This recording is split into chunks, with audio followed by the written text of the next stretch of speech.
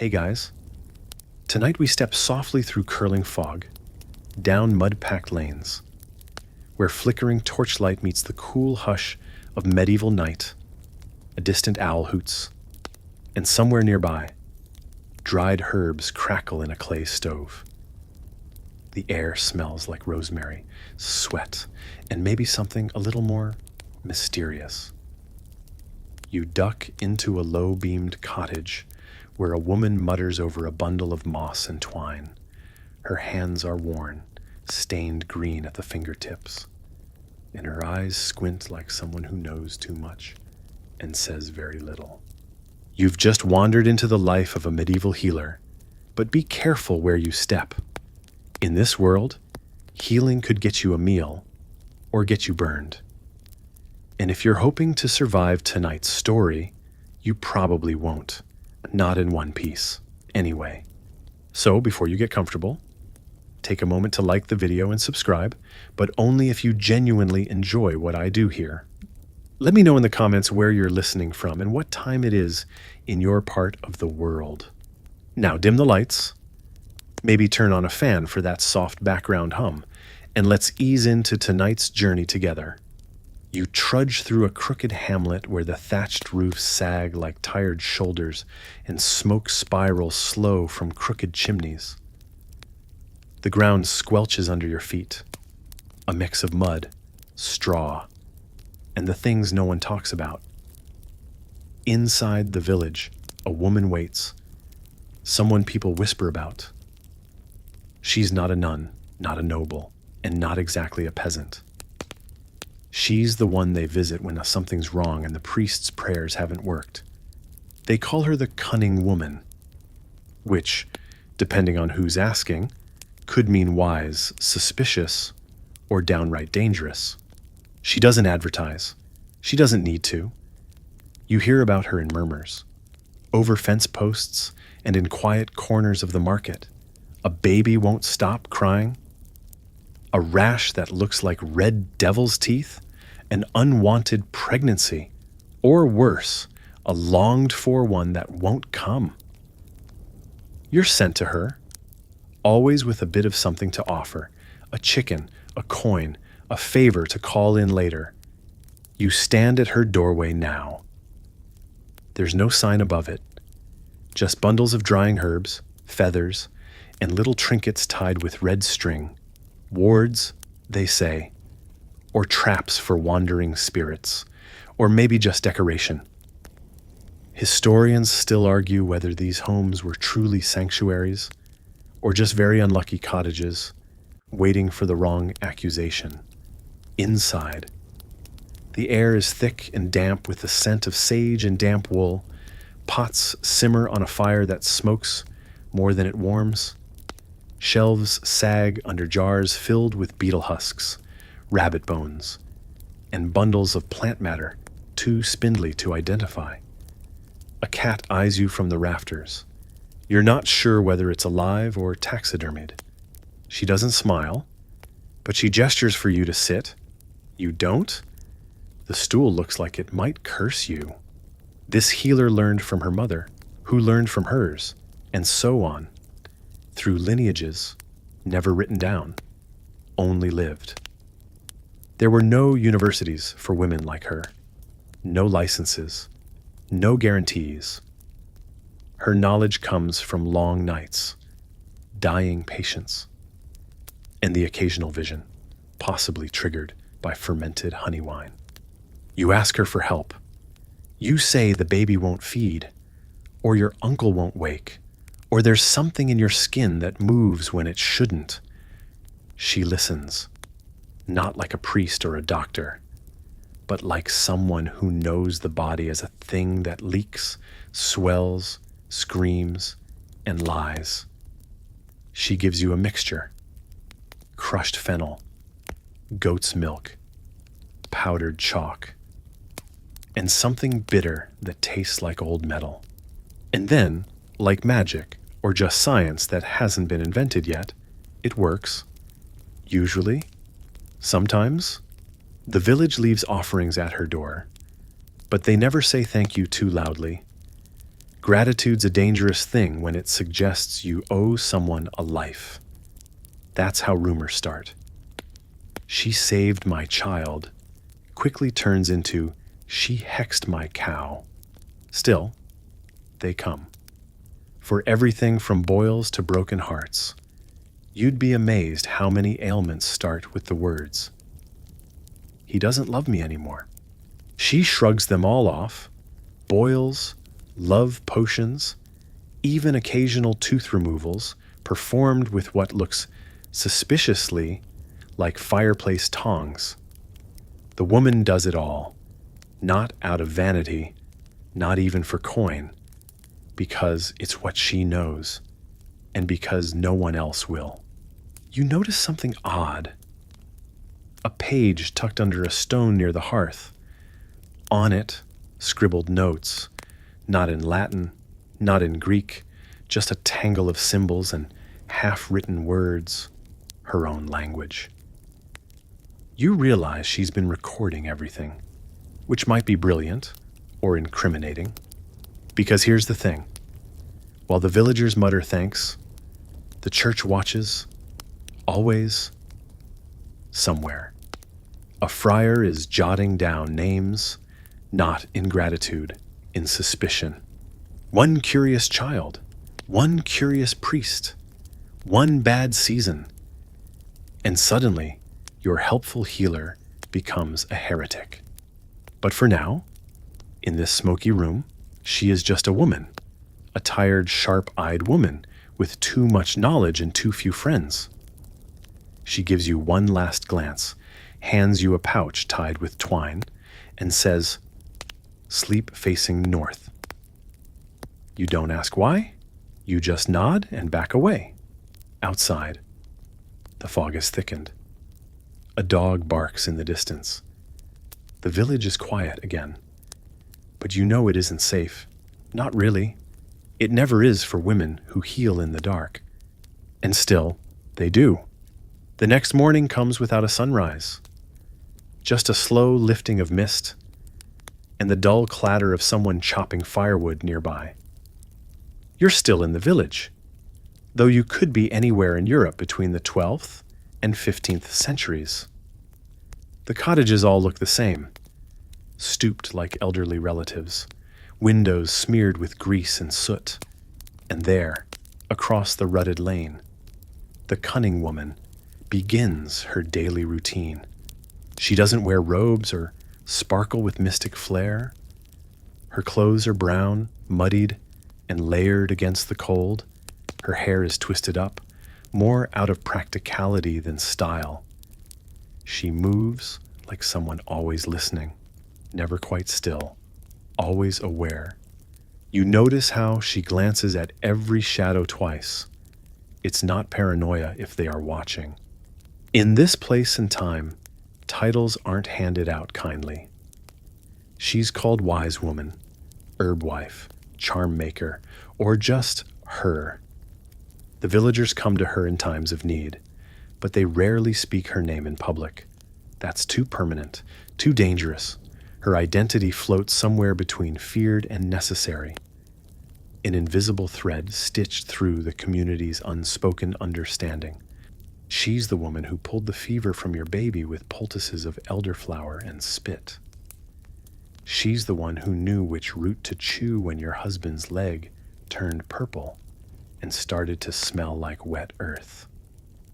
She's the one who stitched shut the gash your neighbor got from fighting over chickens. And maybe, just maybe, she's also the reason your daughter's colic suddenly vanished. But here's the double-edged irony. The more miracles she's credited with, the more dangerous she becomes. In the medieval mind, especially among the clergy, healing was not something to be taken lightly. If you cured someone, it meant either God worked through you or someone else did. And let's be honest, if you're a middle-aged woman with a mole in the shape of a fish, it's not usually the first option they assume. Historians still argue whether the church's suspicion of these women was primarily theological or just a convenient way to control knowledge, money, and medicine. Either way, it didn't help that most of these women practiced something dangerously close to autonomy. She doesn't need permission to diagnose. She doesn't ask a priest whether burdock is sinful. She just does what she's done for years. Quietly, consistently, and without apology. You watch her prepare a salve this morning, mashing garlic, yarrow, and goose fat with a smooth stone. It smells like someone boiled a salad in a fireplace. She's making it for the blacksmith's wife, who has a sore knee and an even sorer mood. As she works, children wander past. One throws a rock at her door. She doesn't flinch, just keeps grinding. You wonder if she's lonely. You wonder if she ever wanted something else. Maybe a simpler life.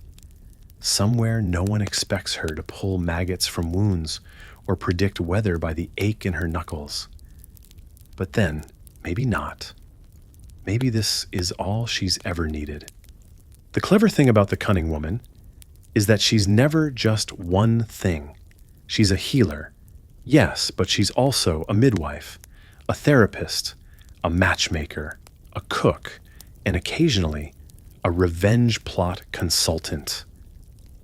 Sometimes, the village just needs someone to say, no, it's not a curse, it's just bad cheese.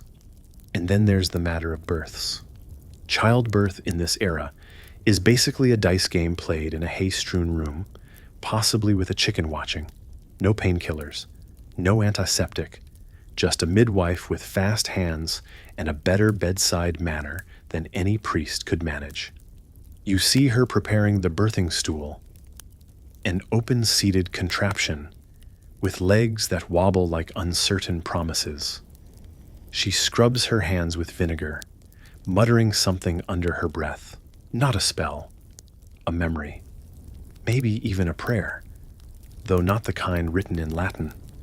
The mother is brought in, red-faced and roaring.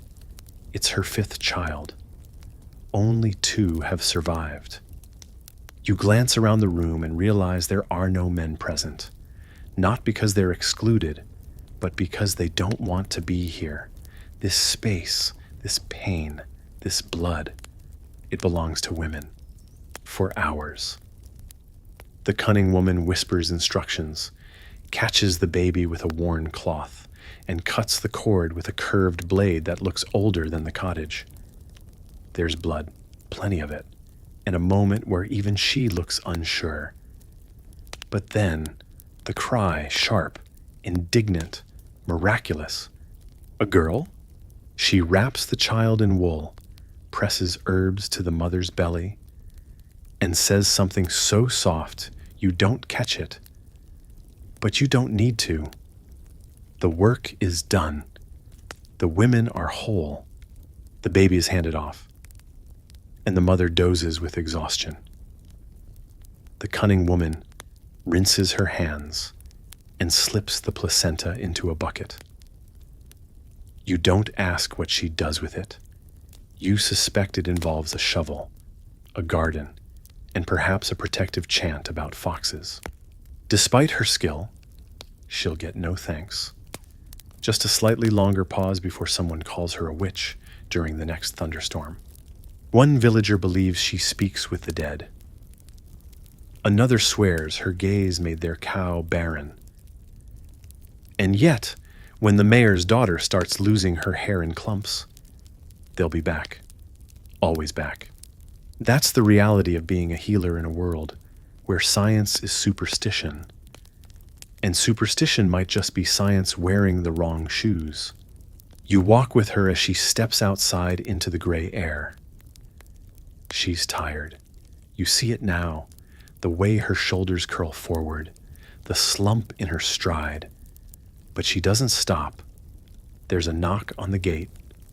Another child with a fever. Another herbal bundle to tie to a bedpost. She looks at you sideways, as if to say, this doesn't end. And it won't, not for generations, Because until books are printed, until doctors stop believing that leeches cure everything, and until the church decides healing isn't a gateway to hell, the cunning woman will remain, crouched by the fire, waiting, watching, healing, hiding, and hoping, perhaps foolishly, that she's made herself just useful enough not to be next. You wake again to a different sound. Not chickens or bells or footsteps on wet stone, but shouting. The kind that comes from people pretending not to be afraid. You edge toward the square, heart ticking a little too fast for this sleepy village. There, clustered like buzzards in itchy wool cloaks, are a handful of men, mostly older, mostly red-faced with cold and something darker. At the center of the gathering, a woman, not the cunning one you followed yesterday, but another, younger, new to the village, a widow with sharp eyes and a sharper tongue, if the gossip is to be trusted. She'd treated a child with a brew, made from wild rue and honey, and now that child is worse. Whether it was the herbs or the worms or just the bad luck of being 5 years old in the Middle Ages, no one can say. But the villagers have decided she is dangerous. You feel it in the way they crowd her, in the way no one quite looks directly at her face. This is how it begins. No fire. Not yet. First, the questions. The accusations that sound like riddles.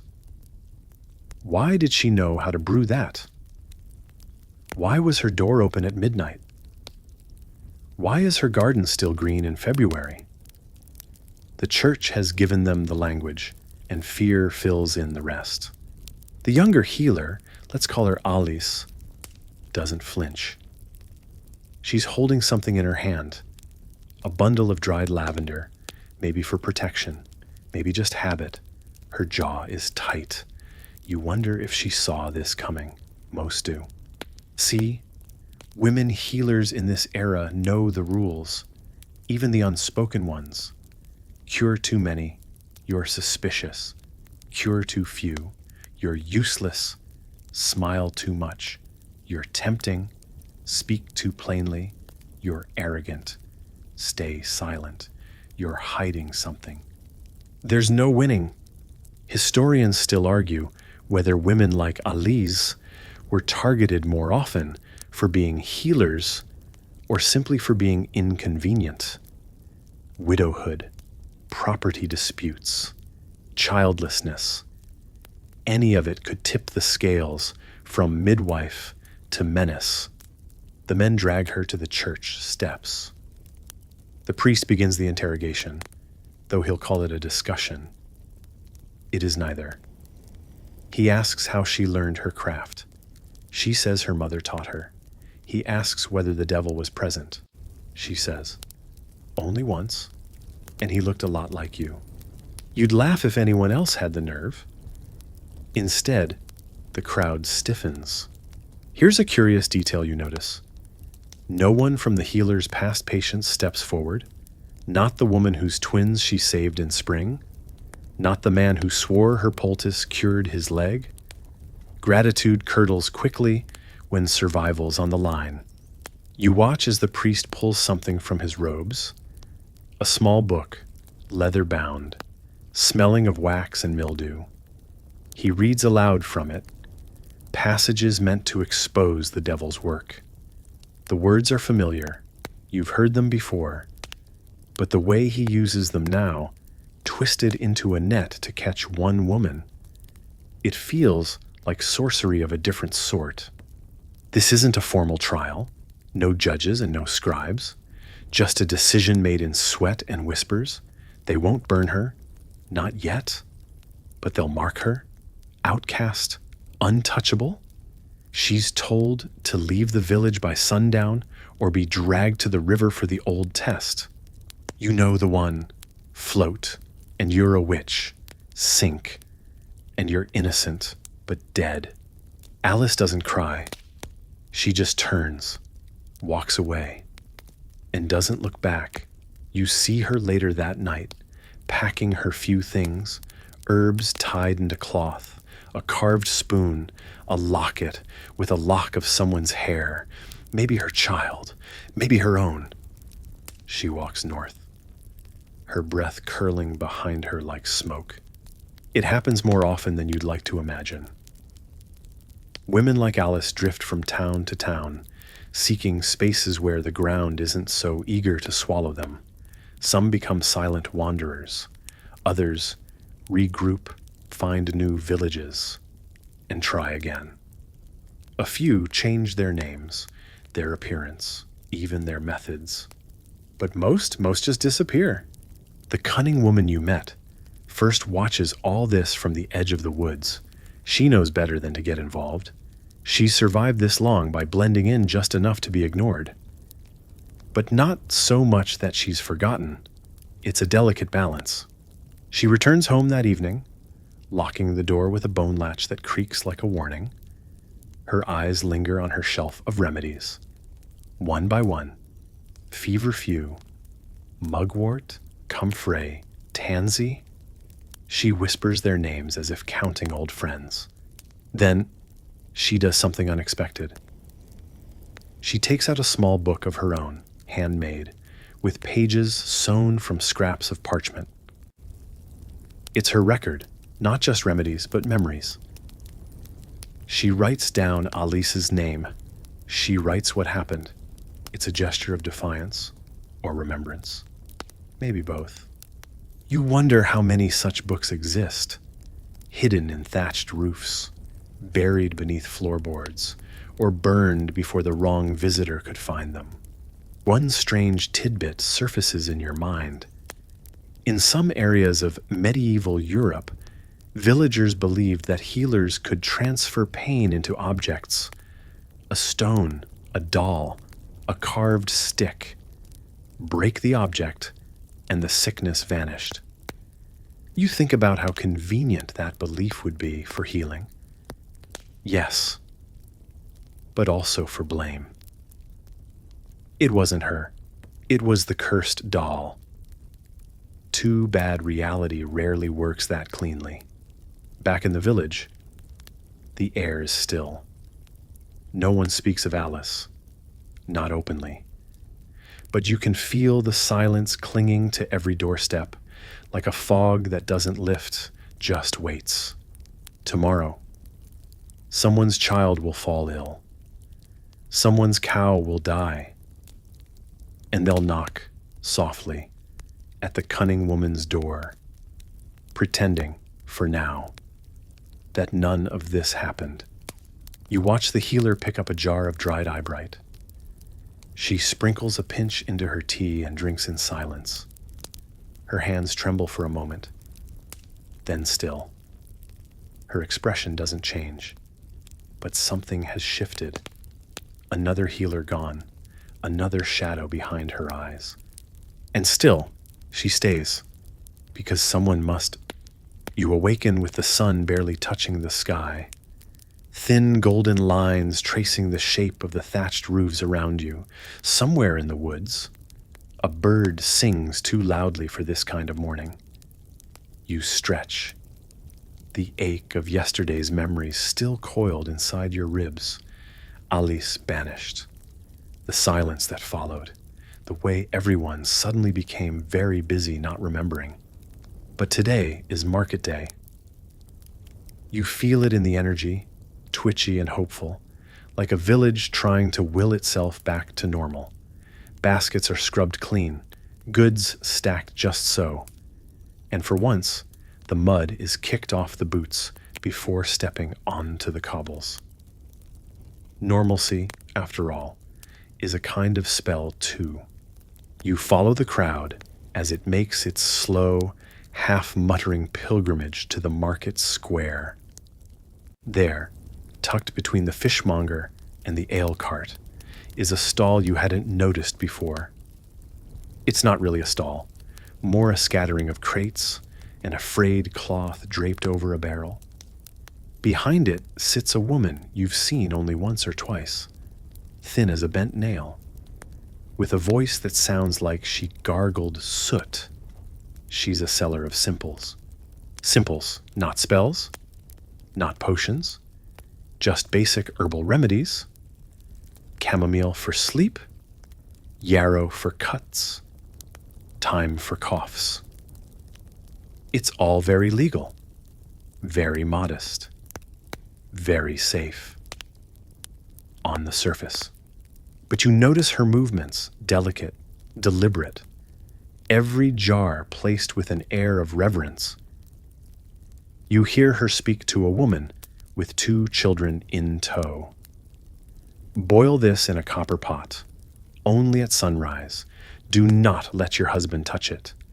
That's not a recipe, that's a ritual. Welcome to the thin, mossy edge between healer and witch, between kitchen wisdom and church suspicion. You ask yourself, how did these women learn all this? There were no universities for them, no formal apprenticeships unless you count hovering behind a grandmother who smelled of mint and milkweed. And yet, they knew plants, anatomy, prayer, pressure points. They were pharmacists without parchment, surgeons without metal. One mainstream fact that would surprise you: the majority of medieval medical practice, by volume, not by prestige, was carried out by women, not noble surgeons or robed physicians, but women with garden plots and patience. They made the tinctures, bound the wounds, birthed the babies. But they couldn't read Latin. That was the dividing line. Scholars argue even now whether women were truly barred from formal education, or if the barrier was more social than legal. Certainly, some learned to read, especially in convents. Some even copied medical texts. But to hold a license, to call yourself a physician, no. That was a man's title. A healer like the woman at the stall would be lucky to be called a wise woman. More likely, she'd be labeled something less flattering. You watch her take a coin from a hunched man with red-rimmed eyes. She presses something into his hand and says, "Don't eat meat until the moon turns." Again, simple advice, wrapped in cosmic caution. You can't tell whether she believes it or whether she knows he does. And that's what matters. Here's a fringe tidbit that might stick in your teeth like a nettle. In some parts of Europe, women healers were known to whisper to bees before preparing medicine.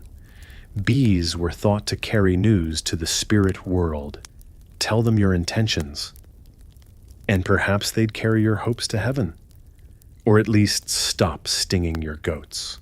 Later that afternoon, you walk with the woman as she heads back to her cottage. She doesn't notice you. She's muttering, counting herbs in her apron by feel. 3 for breath, 4 for blood, 5 to bring sleep and dreams that don't bite. Her path winds along a stream lined with willow and horsetail. You catch the sharp scent of angelica as she brushes past. At her door, more of a curtain. Really, she pauses, glances skyward, spits once, mutters again, then enters. You step inside behind her and feel it like a shift in air pressure. This space knows things. Bundles hang from the ceiling. Roots coil in jars like pickled serpents. And under the hearth, something wrapped in red cloth thrums gently, like a sleeping animal. She begins her work quietly, folding herbs into packets, grinding dried bark into powder, slicing dried mushrooms with a knife that has a bone handle. She sings under her breath, not a song, exactly, but a litany. For the boy with the boils, for the widow with the millstones, for the priest with the bad dreams. You wonder who taught her that one. In the corner, a basket moves. Inside, a cat blinks slowly at you. Cats were both companions and omens in these times. protectors from rats and spirits alike. Unless, of course, someone decided they were familiars, demonic companions. Then they could get you both burned. But for now, the cat is just a cat, you hope. The healer pauses in her task. You see her take out a roll of parchment, not Latin, but something older. The ink is faded. She reads from it, lips barely moving, and adds a pinch of something green and sticky to the mortar. Whatever it is, it smells like boiled shoes and licorice. She doesn't trust the priest, that's clear. But she's clever. She donates to the church, keeps a holy book open on her shelf, always dusted, and when asked about the herbs, she calls them God's medicine. That's the secret. If you name your plants after saints instead of spirits, no one bats an eye. You hear the creak of footsteps outside. She stiffens, hides the parchment, and opens the door just as the blacksmith's apprentice stumbles in, clutching his hand. Burnt, maybe crushed. He's sweating like firewood. She doesn't ask many questions, just pulls out a jar of honey and begins. Honey, by the way, was practically liquid gold for medieval medicine. Antibacterial, soothing, long-lasting. The Greeks used it, the Romans worshipped it, and medieval healers slathered it on anything that oozed, even battlefield wounds, if you had enough of it. She wraps the boy's hand, says nothing of payment. He mumbles thanks, barely meeting her eyes. As he leaves, she murmurs, "Don't hammer iron on a waxing moon." You think it's a joke. You think maybe it isn't. Night falls. She lights a candle, watches the flame with an unreadable look. Her hands rest on her knees. She seems older now, more tired. And for a moment you realize this isn't just skill, it's burden. Every cure, every whisper, every sideways glance in the market, it adds up. You wonder how many women like her are doing the same thing tonight, scattered across the countryside, hiding in plain sight. Their knowledge lives in muscle memory, in family stories, in dreams. No titles, no diplomas, but they carry centuries inside their skin.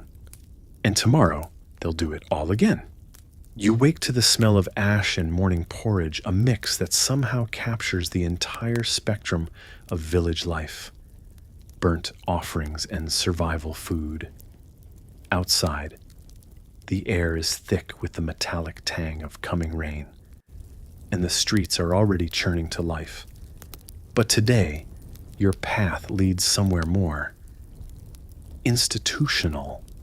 There's a monastery just a few miles east. It rises like a stone bruise out of the earth, solid, grim, and watchful. That's where we're headed. Not for prayer, not for penance, but to peek inside one of the few places where medicine and literacy weren't mutually exclusive. The infirmary of the monastery. Medieval health care at its most cloistered. As you approach the main gate, you hear it before you see it. A low humming chant. The sort of sound that wraps around your ribs like cold rope. Monks in black robes move in purposeful silence. You follow the one who nods toward the infirmary door, his sandals slapping gently against the stone. He doesn't ask why you're here. Maybe he doesn't care. Maybe everyone who comes to the infirmary is here for something invisible. Inside, the room smells overwhelmingly of rosemary and vinegar, not unpleasant, exactly, but insistent. Beds line the walls, wooden frames with straw mattresses, each with its own little crucifix above the headboard. Most are empty. One contains a man who coughs like he's trying to dislodge a demon. Another groans softly in a puddle of his own sweat. There is no screaming. That part's done already. This is the monk healer's domain. And while the church never formally banned medicine, it made sure the power stayed with men. Monasteries became strange hybrids of hospital, hospice, and science lab, provided your science didn't contradict scripture. Here's your mainstream fact. Many of the best preserved medical texts from the Middle Ages came from monastic scriptoria.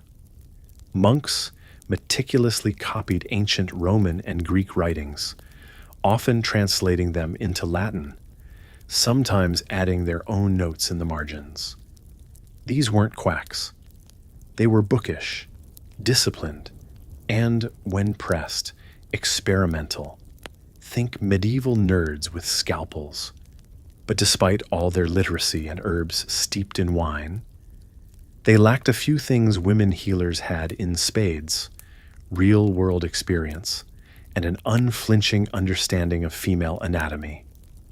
You won't find many monks who've attended a birth, for instance, or who know what to do when milk stops flowing or when it won't stop. You're not alone in noticing the gap.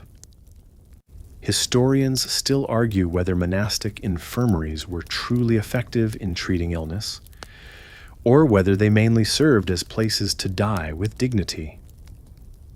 After all, most of their cures relied heavily on prayer, fasting, and the belief that disease was divine punishment. Try telling that to someone with sepsis. Still, these monk healers weren't useless. They had access to knowledge, and more importantly, they had written records, which made them authorities.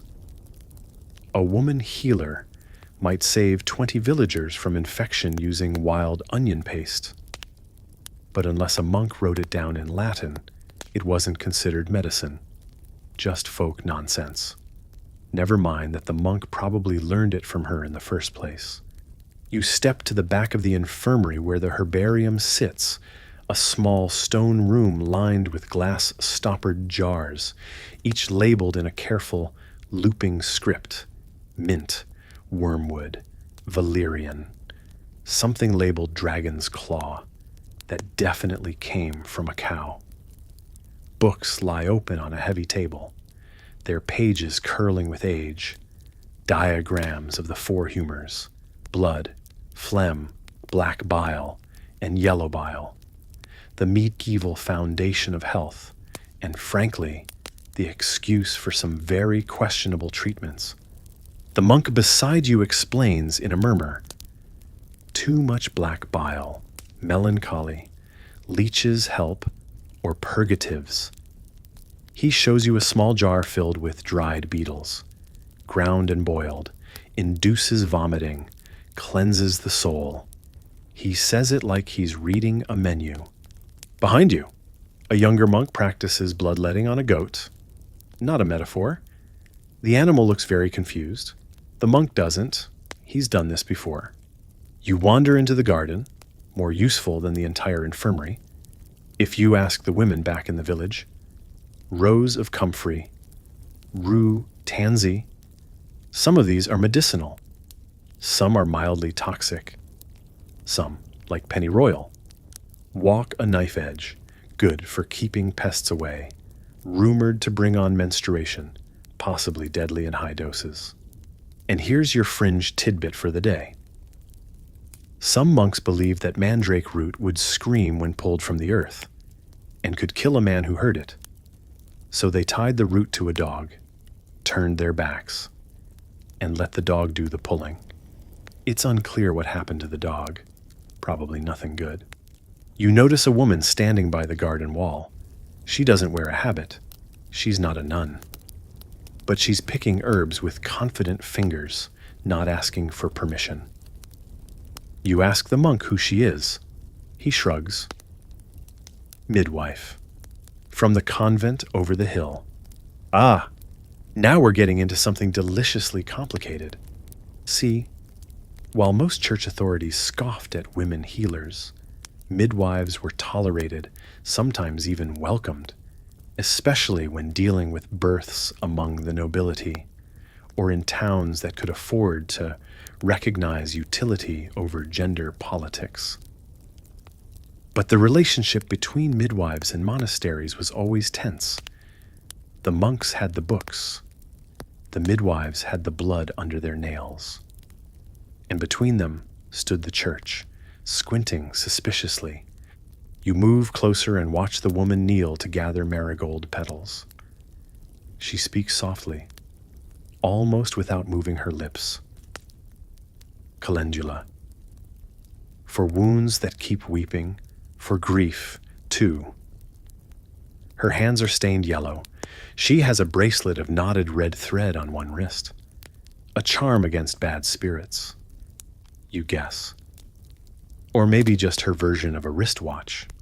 You offer to help her carry the basket back to the infirmary. She thanks you with a look that says she doesn't need help, but she'll allow it anyway. Inside, she spreads the herbs across a cloth, separating them like evidence at a trial. The monk watches her, not suspiciously, more like he's memorizing every motion. He asks, "Where did you learn all that?" She replies, "My mother, her sister, and dreams." He doesn't argue.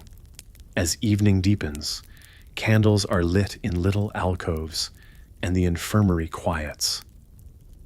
The coughing man has fallen silent, good or bad, you can't tell.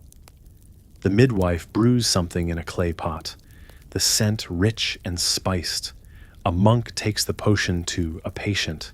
No one questions what's in it. And for a moment, just a moment, healer and church, woman and monk, text and touch, coexist, not as equals, but as necessary. Later, as you leave the monastery and walk back through the trees, the rain finally begins. Soft, steady. The kind that makes everything smell like moss and secrets. You wonder if the midwife will be back tomorrow. You wonder if she ever really left. The rain thickens overnight, and by morning, the village paths have become shallow rivers of mud. You step around a broken wagon wheel, half sunken in the mire, and try not to think about what's under your boots. No one talks about the waste runoff, but you know. Everyone knows. Sanitation in the medieval world is more of a polite fiction than a functioning system. Still, the day calls you elsewhere. Not back to the monks with their humming chants and mandrake root ghost stories, but to a different kind of authority. This time, you're visiting a noble estate. Stone walls, iron gate, more tapestries than common sense. The type of place where meals involve multiple forks, and no one is exactly sure what any of them are for. Inside, everything smells faintly of wax and privilege. The fire is kept stoked at all hours, not because it's cold, but because cold is for other people. Servants glide through hallways like they're part of the architecture. And somewhere in the heart of this curated world, a woman has just given birth, quietly, bloodily, in a room heavy with lavender and effort. You're here to witness the strange role of noblewomen in medieval medicine, not as practitioners, usually, but as the gatekeepers of who gets to practice it. Here's your mainstream fact. Noblewomen often managed the domestic sphere, which included oversight of household medicine. That meant supervising the herb garden, keeping recipe books for remedies, and, when necessary, calling in or quietly funding local women healers. They might not grind the herbs themselves, but their influence shaped who got access to care. You enter the chamber where the birth has taken place. The bed is massive, canopied, and already being stripped of its soiled linens. A wet nurse is holding the newborn, and a midwife, older, her sleeves rolled, her hands shaking only slightly, wipe sweat from her brow. The mother lies back against pillows that are almost too soft to be real. Her hair is plastered to her temples. She smiles, but only with her mouth. The noblewoman's husband isn't in the room. Of course not. This isn't his domain. Birth is messy, uncertain, better left to the womenfolk. And if something had gone wrong, if the baby had been born breech, or still, or not at all, well, then perhaps a physician would be summoned. But by that point, he'd mostly be there to witness the tragedy, not to prevent it, which is precisely the point. You see, the medieval physician, a male-dominated, university-trained, Latin-speaking type, rarely attended births. That was women's work, dirty, imprecise, beneath the scholarly arts. But if the mother or child died, the physician was sometimes brought in as a kind of last resort reputation cleaner. The irony, of course, is thick enough to butter bread with. And while noblewomen had access to these so-called learned men, many quietly preferred their trusted midwives, especially the older ones, the ones who had delivered 30 babies in 20 years and could tell a miscarriage by the angle of a woman's knees. The problem was, trusting a midwife could get you in trouble if the baby died. The church, ever helpful, had a way of sniffing out unnatural women. This brings us to a wonderfully uncomfortable fringe tidbit. Some noble households hired chamber witches. These were not broomstick-riding, spell-casting caricatures, but women who mixed superstition with herbal knowledge to protect mothers and infants. They would hang charms above cradles, murmur prayers against the evil eye, and slip protective herbs like vervain into the mother's wine. Historians still argue whether these chamber witches were considered true healers or tolerated as quaint relics of peasant belief. Their roles were seldom written about directly, which means we mostly find them in court records when things went sideways. In this noble home, however, the chamber witch is treated like a maid with strange hobbies. She wears a belt strung with wooden beads and dried flower heads. You catch a glimpse of her in the hallway, muttering over a tiny leather pouch, probably filled with salt or ground bones, or maybe just thyme. The midwife passes you in the corridor, wiping her hands on her apron. Her eyes flick toward the noblewoman's door. "Healthy," she says. Both of them. It sounds like a miracle, though she doesn't smile. You follow her down the back stairs to the kitchen. It's the opposite of the polished upper rooms, hot, loud, and splattered with grease. The midwife is handed a cup of warm ale and a heel of bread, payment of sorts. She eats standing, her feet swollen, her face still damp. No one thanks her directly, but a servant sets a stool behind her anyway. She's not part of the noble household, not exactly, but she moves through it like someone who's earned the right not to apologize. The cook tells her about another birth coming soon, at a manor 2 hills away.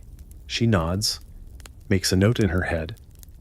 Another journey, another chance to do the work she's not permitted to write down.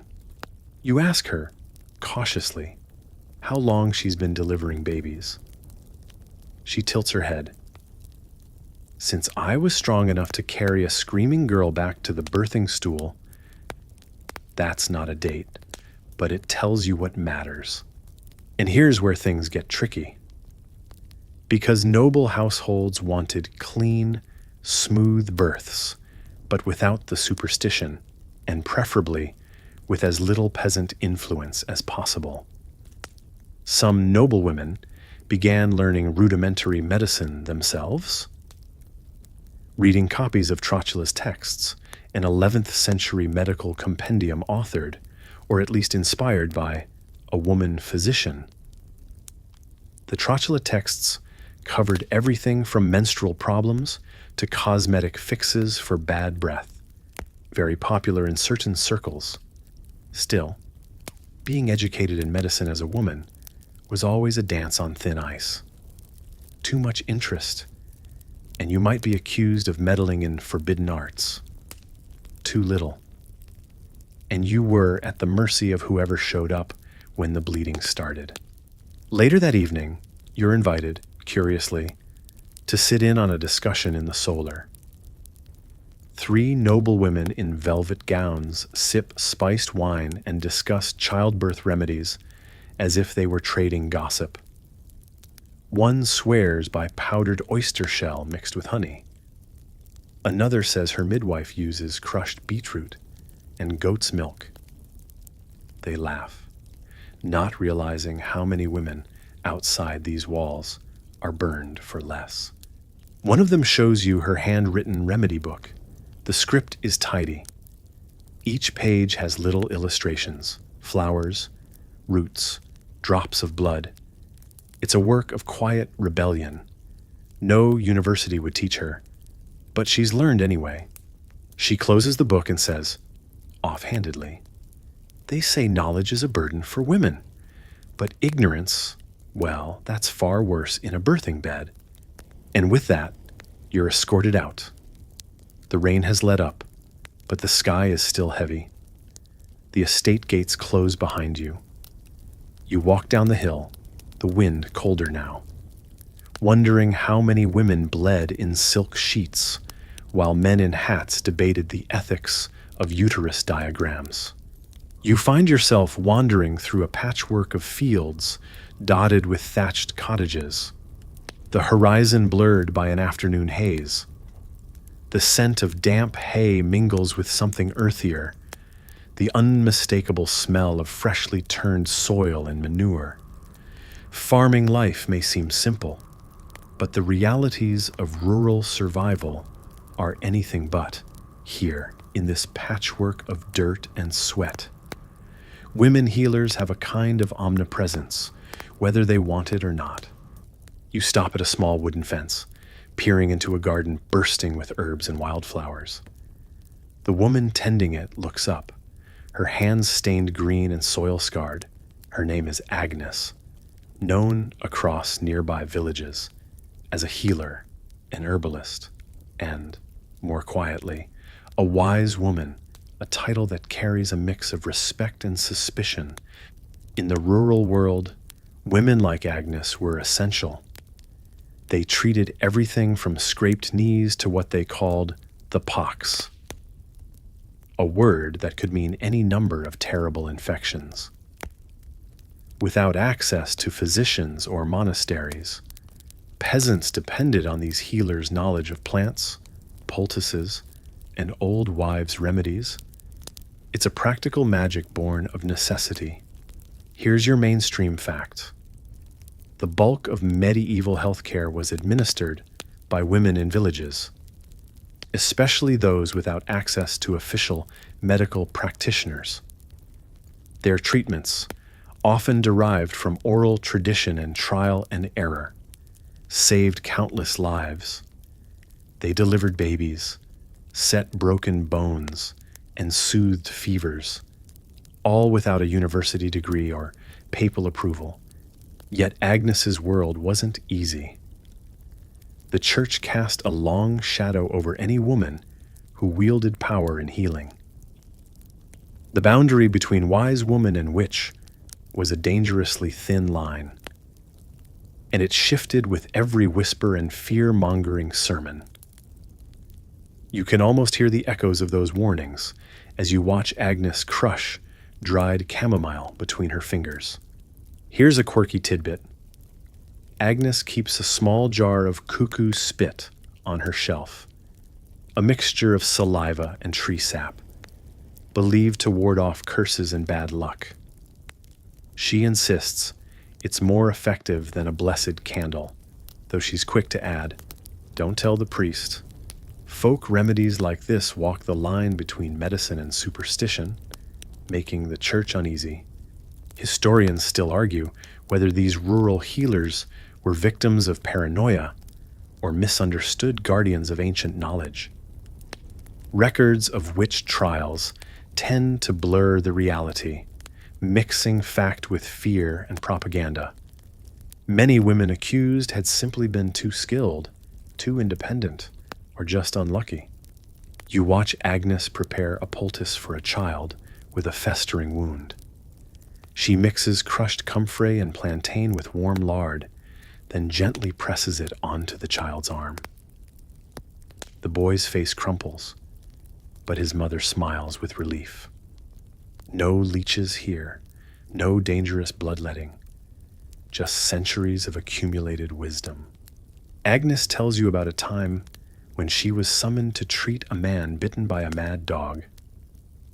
The official physician recommended bloodletting, but she gave him a mixture of garlic, vinegar, and honey instead. He lived, she says simply. The physician was not so sure. You ask if she ever fears the church's wrath.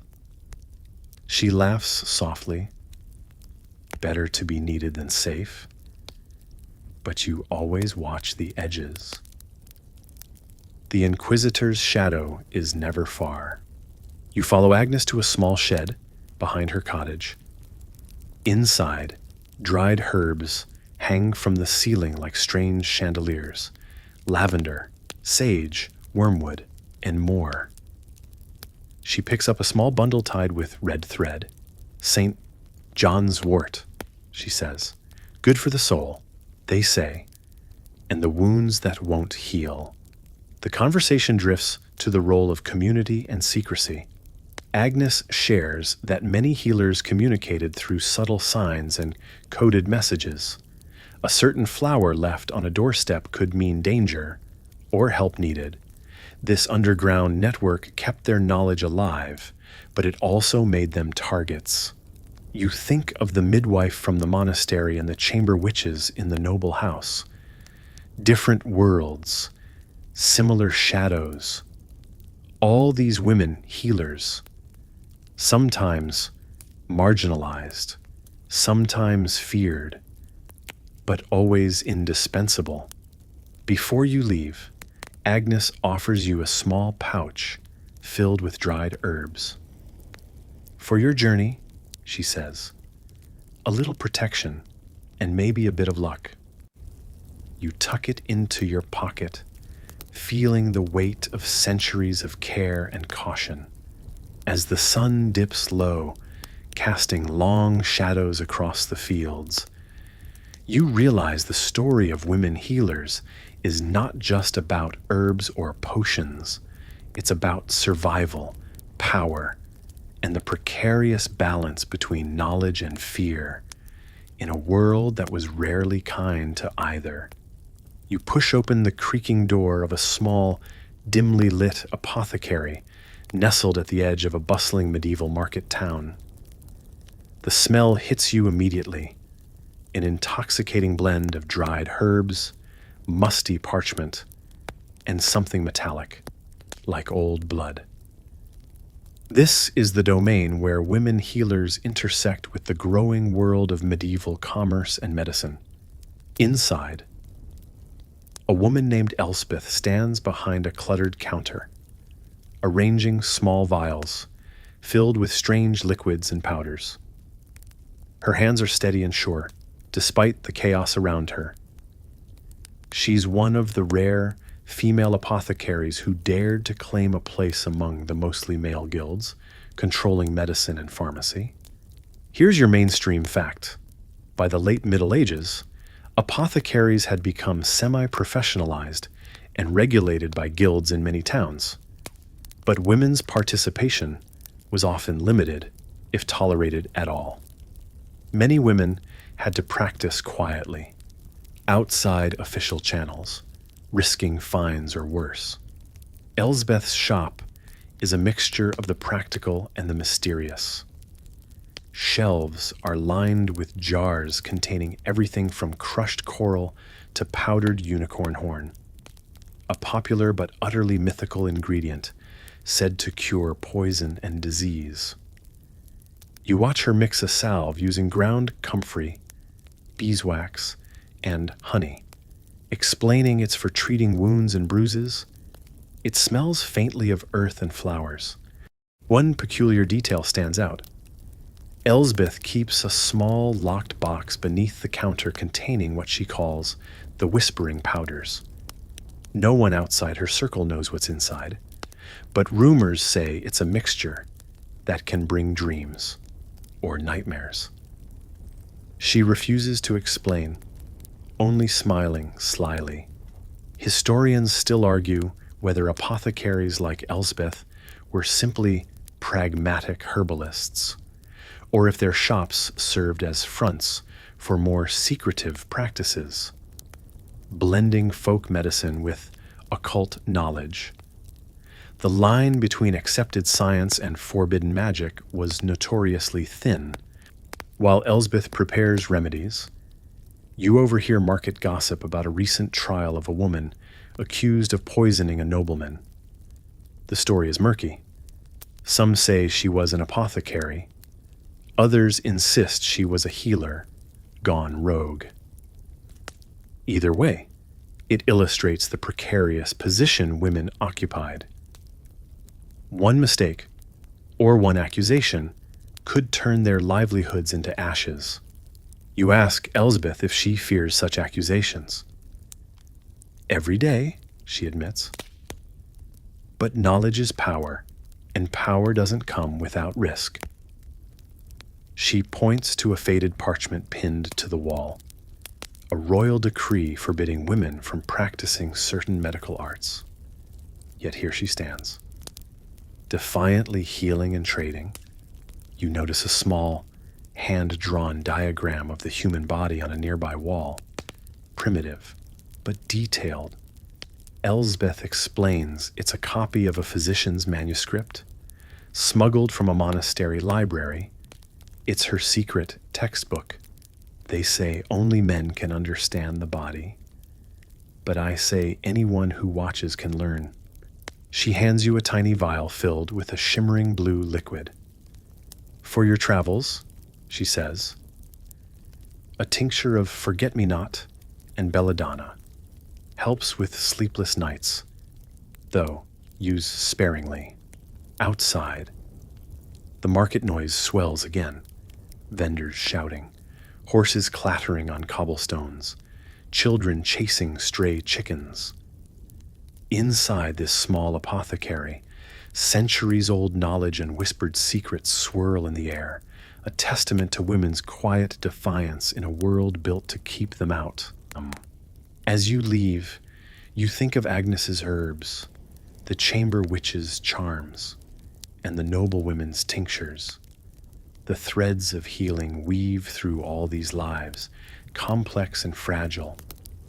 Women's knowledge was both a shield and a target, practiced with care and courage. Walking back into the sunlight, you realize that behind every remedy and ritual was a story of survival against odds, an ancient, whispered legacy that no decree or fear could fully erase. You wander deeper into the shadowed corridors of medieval power, stepping into the grand, chilly halls of a noble household. Here, among tapestries and flickering candles, women healers take on a different guise, court physicians and trusted confidants to lords and ladies. Their skills are coveted, their influence subtle but real.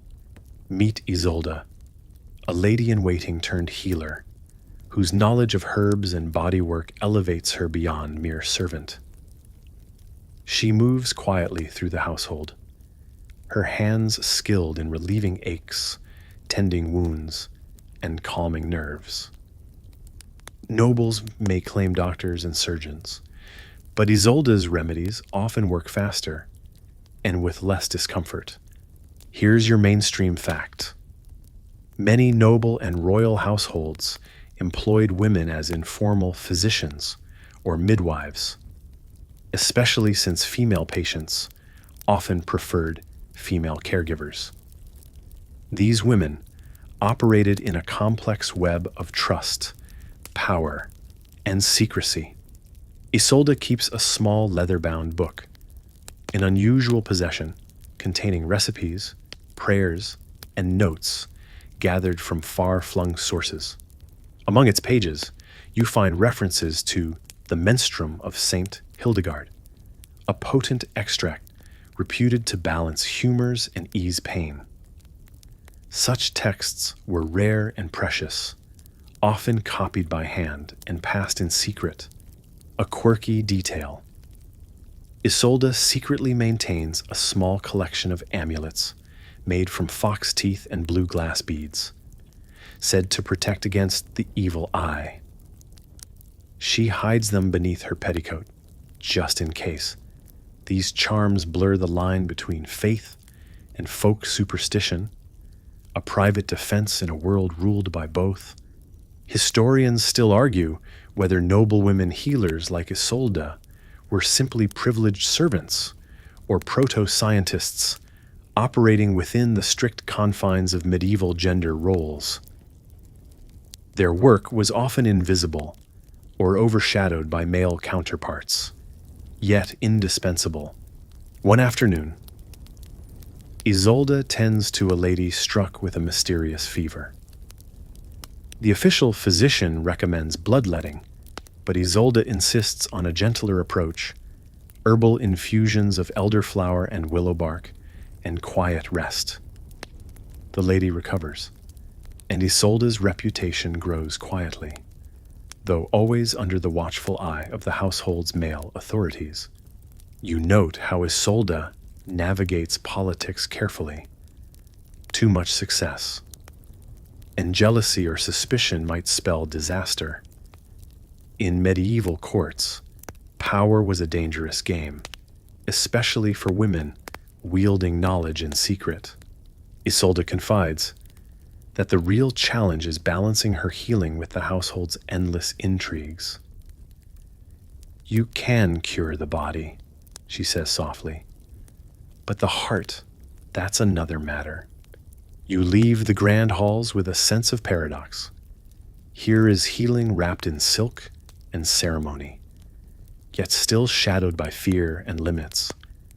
These noble women healers remind you of the rural Agnes and the market apothecary Elsbeth, all part of the same fragile, defiant tradition.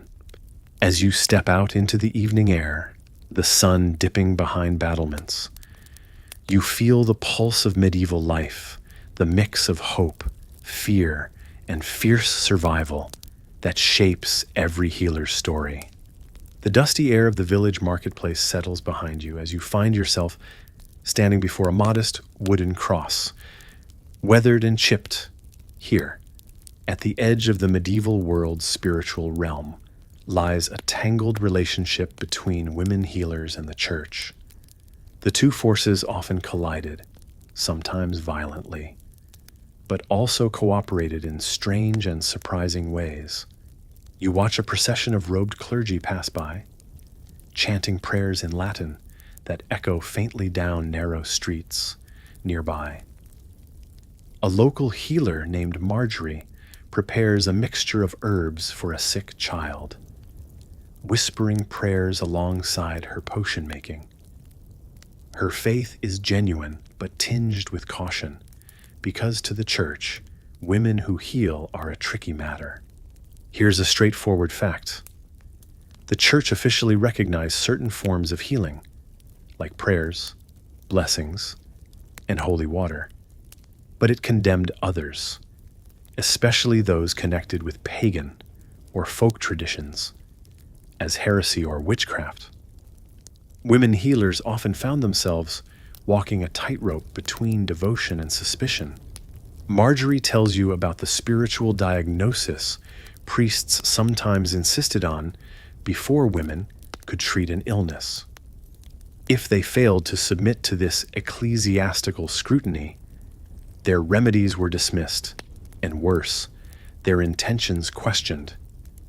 It's a form of control as much as guidance. a quirky snippet emerges when Marjorie reveals that some women carried saints' relics in their healing kits: tiny bones, cloth scraps, or bits of wood believed to hold miraculous powers.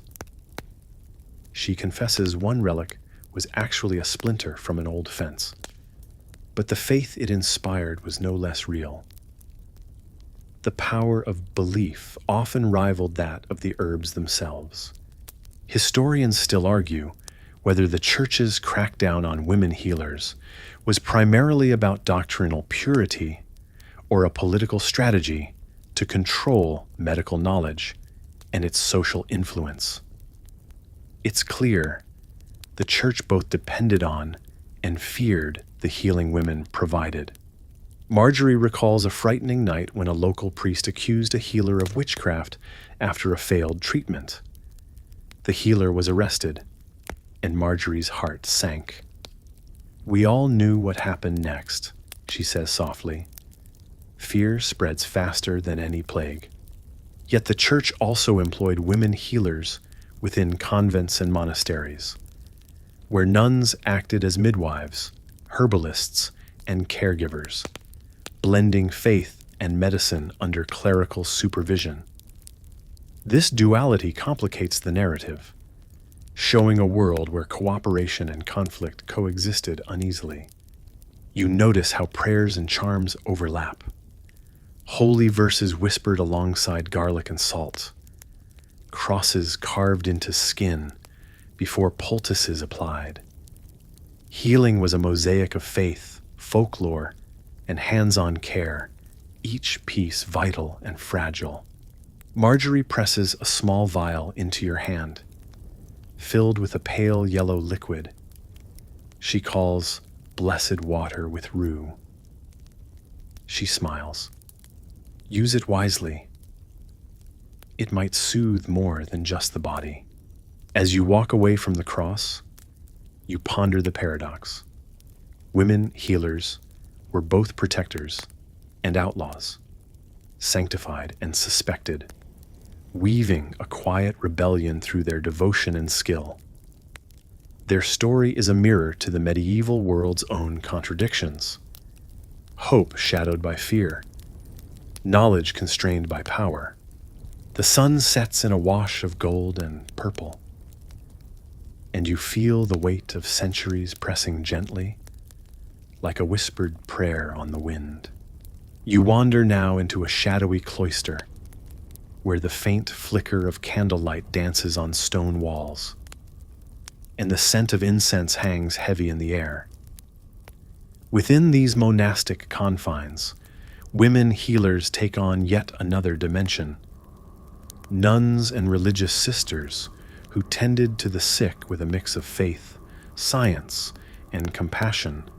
Their lives blur the line between spiritual care and medical practice.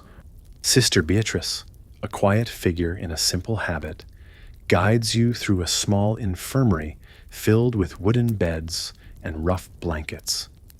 She moves with practiced grace, offering warm tea and gentle touches to patients too weak to rise. The convent is a rare refuge where women's healing knowledge is nurtured and recorded, often in manuscripts, carefully copied by hand. Here's your mainstream facts. Medieval monasteries and convents were critical centers of medical care and learning. Nuns often served as midwives, herbalists, and nurses, sometimes preserving ancient medical texts that might otherwise have been lost to time. Sister Beatrice shows you a vellum manuscript filled with notes on herbal remedies, anatomical drawings, and prayers for the sick. "We blend God's mercy with earth's gifts," she explains softly. It's a delicate balance, medical knowledge wrapped in spiritual context. A quirky detail: some convents maintained physic gardens, where rare and exotic plants were cultivated, including mandrake, wormwood, and hellebore.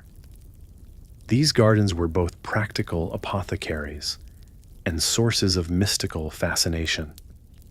The mandrake root, shaped eerily like a human figure, was thought to scream when uprooted, a legend that made harvesting it a dangerous affair.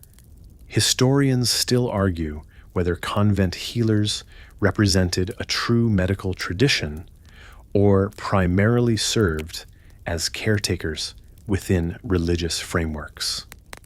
Some scholars suggest their contributions were undervalued due to gender and clerical hierarchies, despite the vital roles they played.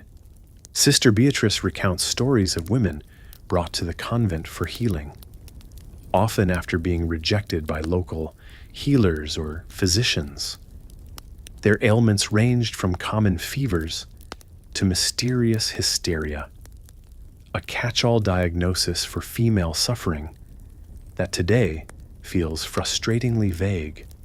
You notice the subtle tension in the convent's role, healing offered freely, yet always under the church's watchful eye.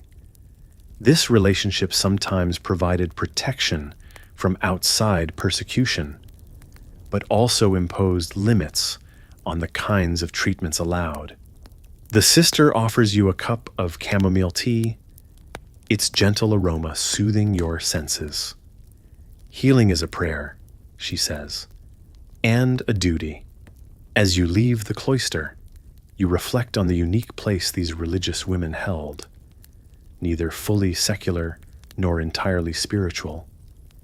They embodied a hybrid form of care that combined hands-on knowledge with deep faith, a quiet testament to resilience in a world often hostile to female agency. Outside, the soft sounds of birdsong and rustling leaves welcome you back to the open air. The past feels closer here, the stories of women healers unfolding gently like the petals of a wild flower. The streets grow quieter as dusk settles, and you find yourself stepping inside a modest peasant cottage. The air is thick with smoke from a hearth fire, and the faint scent of garlic and herbs fills the cramped room. Here, far from noble courts and convents, the village healer weaves her daily magic. No title, no official sanction, just years of hard-won experience. Moll, the village-wise woman, is tending to a mother recovering from childbirth. Her hands move gently, applying poultices made from yarrow and comfrey, plants gathered from the nearby woods. Moll's voice is calm, soothing, a balm as effective as any herb. A well-known fact, midwifery was predominantly a female domain in the Middle Ages, with wise women delivering babies and caring for mothers. However, their work was often shadowed by suspicion, especially as medical men sought to regulate childbirth. Moll reveals a curious habit. She carries a small bone whistle shaped like a bird, said to ward off evil spirits during labor. She blows it softly as the mother groans, an odd mix of superstition and practical comfort. These little rituals were vital, both to healer and patient. Historians still argue whether village-wise women were primarily medical practitioners or if their role was more about social cohesion and community trust. Their knowledge was passed orally, often a blend of herbal remedies and folk beliefs, making them indispensable yet vulnerable. You watch Moll grind dried elderflowers into a fine powder, murmuring prayers to saints and ancestors. It's not just the plants that heal, she says. It's the story we tell, the care we give. Outside, a few skeptical villagers glance through windows, wary of the healer's power. Fear of witchcraft lingered strongly in rural areas, and any misfortune might be blamed on Moll's charms or curses, even when she worked to help. A striking detail is Moll's collection of sleeping herbs, tucked in a leather pouch: valerian, lavender, and hops, used to ease pain and induce rest. Sleep was a precious commodity in a hard, unpredictable world, and such remedies were treasured. You feel the rawness of this healing practice, rooted in earth and community, but always at risk. Moll's life is a balancing act between generosity and survival, wisdom and fear. As night deepens outside, you take a final look around the humble room, sensing the unspoken bonds woven here, the quiet power of women healers who stood at the heart of medieval village life, their stories whispered through generations. The fire crackles softly, and you step back into the cool evening, carrying with you the scent of herbs and the weight of unseen histories. Night has fallen, and you find yourself near a dimly lit tavern, the low murmur of voices spilling into the chilly air. This is a place where stories and suspicions travel fast. Here, women healers were both revered and reviled, walking a fine line between community healer and feared witch. You meet Hilda, a woman with sharp eyes and hands stained from crushing roots and barks. She tends to a wounded traveler, her skill evident despite the rough surroundings. The tavern patrons watch her with a mix of gratitude and distrust. A common fact: women accused of witchcraft in medieval Europe were often healers who possessed medical knowledge and herbal lore that made them both valuable and dangerous in the eyes of neighbors and authorities. Hilda keeps a secret, her notebook, filled with coded recipes and charms, hidden beneath loose floorboards. This written knowledge was rare, often forbidden, but crucial for preserving healing traditions. The secrecy added an edge of danger to her work. A quirky detail: Hilda swears by the power of toad's eyes in certain salves, believing they grant the ability to see invisible ailments, though historians today debate whether this was purely symbolic or an early form of diagnosis. Historians still argue whether the witch hunts targeted women healers as scapegoats during times of social crisis, or if these accusations were fueled more by misogyny and fear of female authority. As Hilda works, the tavern's rough crowd exchanges whispered rumors. Some say she can curse a man into madness. Others say she saved a child from death with a rare flowers extract. Truth and legend blend seamlessly here. Hilda's life is one of constant vigilance. She must balance her role as a healer with the risk of being labeled a witch, a charge that could lead to imprisonment or worse. Her work, essential yet perilous, reflects the precarious position of many women healers. You notice how the tavern serves as an informal network, a place to exchange knowledge, gossip, and warnings. Healing here is as much about community dynamics as it is about medicine. As the night deepens, Hilda hands you a small sachet of dried herbs. For courage, she says with a sly smile. You tuck it away, feeling the weight of history and the resilience of those who dared to heal against the odds. Outside, the chill air bites softly, and you realize how closely survival depended on these women. Their knowledge whispered in taverns and cottages, fragile yet fiercely alive. The gray dawn breaks softly as you step into the bustling chaos of a medieval town square, where the lines between healer and merchant blur amid the noise of vendors, shoppers, and children darting between stalls. Here, women healers don a new role, that of apothecaries and herbal sellers, their tables piled high with roots, powders, and strange concoctions. You meet Agnes, a savvy apothecary woman whose reputation for curing stubborn ailments has earned her both customers and enemies. Her hands deftly package dried herbs, while her sharp eyes scan the crowd, alert for trouble. Running an apothecary required more than knowledge. It demanded business acumen and a tough skin. A mainstream fact.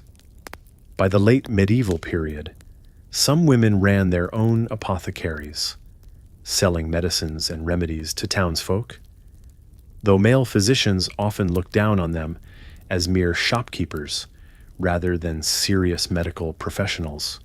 Agnes has a peculiar ingredient she swears by: crushed pearls, ground finely and added to ointments for softening the skin and easing sorrows.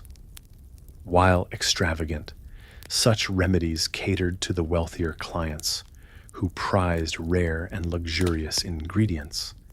Historians still argue whether women apothecaries were truly independent medical practitioners, or if they mainly served as intermediaries, selling remedies prepared by men or inherited recipes without formal training. Agnes recounts a time when a local guild of barbers and surgeons tried to shut her down, claiming only licensed practitioners could sell medicines.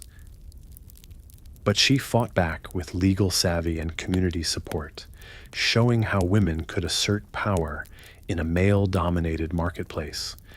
You notice Agnes's notebook, worn and scribbled with shorthand and symbols, a personal record of remedies and observations.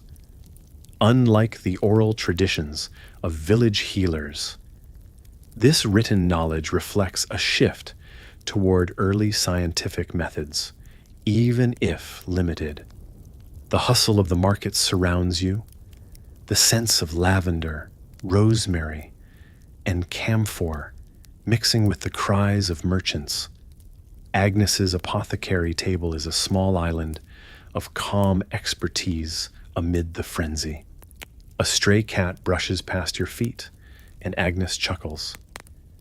They say cats guard against curses. Maybe that's why mine never leave. You reflect on how women like Agnes navigated commerce, medicine, and social constraints, carving out niches where their skills could flourish despite prejudice. As the sun climbs higher, you feel the pulse of the medieval town, where healing and trade mingled, and women apothecaries quietly shaped the course of medical history. The afternoon sun casts long shadows over a cobblestone street, where the air hums with anticipation. You follow a narrow alley to a modest stone house marked with a faded red cross, a place known as a plague hospital. The smell here is sharp, a mixture of herbs, disinfectants, and something less identifiable, something lingering like fear itself. Inside, you meet Eleanor, a healer who specializes in treating plague victims. Her face is gaunt but resolute, her hands steady despite the grim reality surrounding her. The plague was one of the darkest chapters in medieval history, and women healers like Eleanor stood at the forefront, often without proper tools or protection. A well-established fact: the Black Death killed a third of Europe's population in the 14th century, overwhelming medical systems and leaving communities desperate for any kind of healing. Women often filled the gaps, caring for the sick when doctors fled or were unavailable. Eleanor shows you a handful of herbs she uses: garlic, rue, and a curious blend called plague water, a foul-smelling concoction believed to purify the air. Despite their efforts, many patients succumbed, but Eleanor's presence brought comfort when little else could. A quirky detail. Some plague healers wore beak masks stuffed with aromatic herbs, a precursor to modern respirators. Though historians still argue how effective these were against actual disease transmission, historians still argue whether women healers were more likely to be scapegoated during plague outbreaks, or if their essential roles earned them grudging respect in some communities. The truth was often complicated and varied by region. Eleanor recounts the terror of treating the sick while watching neighbors disappear one by one, and the cruel suspicion that sometimes turned communities against their own healers, accusing them of witchcraft or poisoning wells. The hospital is sparse, with beds lined tightly, and the moans of the ill echoing off stone walls. Eleanor's kindness and determination stand out like a beacon in the gloom, a testament to human resilience amid devastation. You notice her careful rituals, washing hands with vinegar, chanting softly to ward off evil, applying poultices while whispering prayers. These blended acts of science, superstition, and hope. As you leave the plague hospital, the weight of death and survival presses gently on your shoulders. Women healers like Eleanor faced death daily, their courage often unsung, their contributions critical.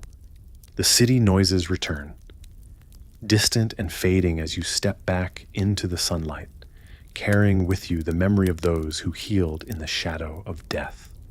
You walk slowly along a dirt path leading away from the city's center, the din of the market and the cries of the sick giving way to a gentle hush. Ahead lies a monastery, its heavy gates slightly ajar, vines curling up the weather-worn stone. You step inside, greeted by soft chants and the scent of aged parchment and dried flowers. This is the domain of religious healing, where women behind cloistered walls wield surprising power. In the quiet of the herbarium, you meet Sister Theophila, her robes smudged with soil as she tends to a row of neat garden beds. The monastic herb garden is rich with lemon balm, sage, and feverfew, all carefully labeled in Latin. These aren't idle plants, they are life-saving tools in trained hands. A well-documented fact, convents in the medieval period were often centers of healing, education, and botanical study. Nuns like Theophila were among the few women with access to books and formal medical knowledge, copied painstakingly from ancient Greek, Roman, and Arabic texts. Theophila hums softly as she prepares a salve for burns. Her fingers move with precision, each motion a prayer. Her remedies follow formulas, written in codices stored in the scriptorium, books too precious to touch without gloves. A curious detail: some nuns kept pet rabbits or squirrels in the infirmary, believing their calm presence soothed patients. One story tells of a Flemish nun whose fox companion was allowed to rest beside the beds of feverish children. Historians still argue whether convent healers were truly respected within the broader medical world, or tolerated only within their spiritual roles. Some were celebrated, others were simply overlooked. Theophila shares a memory, being summoned to aid a wounded soldier who stumbled to the convent gates. She wasn't supposed to touch a man, but she did. Stopping the bleeding with moss and wine, she was reprimanded, of course. But the soldier lived. You pause in the cloister garden, listening to the birdsong and distant liturgical hymns. Healing here is part of devotion, a sacred act tied to obedience. but also to deep empathy and knowledge. Theophila wraps a bundle of chamomile and places it in your hands. For dreams, she says. Good ones. You thank her, imagining the long nights she's spent mixing tinctures by candlelight, her prayers murmured in rhythm with mortar and pestle. As you leave, the great wooden gate creaks closed behind you. In the world outside, the convent feels louder, sharper. You carry with you a sense of stillness and a deeper appreciation for the quiet, cloistered women whose minds and hands helped shape medicine in shadowed corners of the medieval world. A soft rain begins to fall as you step into a clearing beyond the last farmhouse of the village. There, nestled against a thicket of ash trees, stands a crooked little cottage nearly overtaken by ivy. Smoke curls lazily from the chimney, and you hear the chime of dried garlic braids swaying gently in the breeze. This is the edge of accepted society, the place where hedge healers like Morwenna lived and worked, far enough from town to be tolerated, but never fully trusted. Morwenna opens the door before you knock, her eyes a steely gray that miss nothing. Her hair is bound back in a fraying scarf, and the scent of marjoram, boiled vinegar, and damp wool clings to her like a second skin. Her tools are simple: clay pots, wooden bowls, and a curved iron blade for cutting herbs at the root. Yet there's power in the way she handles them, carefully, deliberately, with the confidence of someone who's saved more lives than anyone would dare admit aloud. A widely acknowledged fact. The term hedge healer referred to women who practiced medicine outside the formal structures of town or church, often living at the edges of villages, both geographically and socially. Their title came from the notion that they lived beyond the hedge, or outside the known world. Morwenna's patients don't come for pleasantries. They come for real problems: shattered bones, festering sores, women with belly pains and secrets. Her remedies include willow bark for fevers, comfrey for swelling, and a special oil made from foxglove, used in careful doses. Of course, too much, and it's poison. Just enough, and it can slow a racing heart. A quirky detail: Morwenna insists that placing a small, hand-whittled owl on the windowsill at night keeps wandering spirits away from the sickbed. She also talks to her bread dough, claiming it rises better when it's not lonely. Historians still argue whether hedge healers were descendants of ancient pagan traditions, or if they simply represented a continuation of folk knowledge passed from mother to daughter for generations. What's certain is that their work filled a critical gap in rural life, especially for the poor. You sit with Morwenna as she prepares a poultice, her fingers moving through the herbs without pause. "The churchmen don't like me much," she says with a grin. "But their wives do. That's enough." She tells you about the time she was accused of causing a child's illness with an evil look, a claim that could have ended in her drowning trial. If not for the father's testimony that she had, in fact, saved his infant just months before, reputation here was everything. And even then, it was never quite enough to keep a woman safe. Morwenna doesn't keep written records. Everything is committed to memory. She explains that writing invites suspicion, especially for women. "Ink leaves trails," she says. "And they love to follow trails with torches." Night falls gently around the cottage, and inside the hearth glows. She offers you tea steeped in yarrow and elderflower. It's bitter, but warming. And she says, it helps the body tell truth from fear. You're not sure if it works, but for the first time in a while, your breathing slows. Outside, owls hoot low, and somewhere across the field, a dog barks once and goes quiet again. In this isolated place, medicine feels ancient, intimate, and instinctual. You begin to understand that the role of the woman healer wasn't just about treating illness. It was about holding space for others to survive, one whispered remedy at a time. You thank Morwenna, and she presses a sprig of thyme into your hand. Put it under your pillow, she says. If your dreams smell like smoke, don't trust them. You smile. Of course you will. The road to the next village is muddy and winding, your boots squelching with every step. A low mist clings to the fields, and the crows keep you company, hopping from fence post to fence post like feathery omens.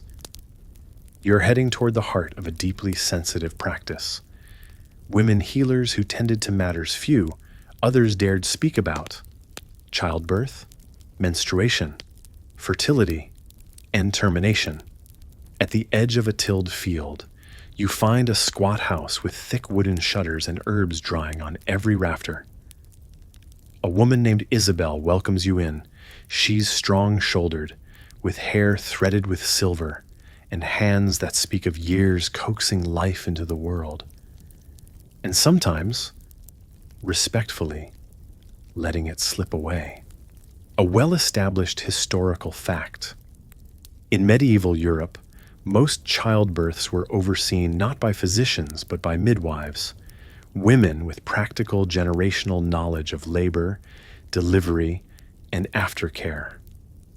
Their expertise was often unmatched in rural areas, and they worked in close, sometimes uneasy, partnership with local clergy and healers.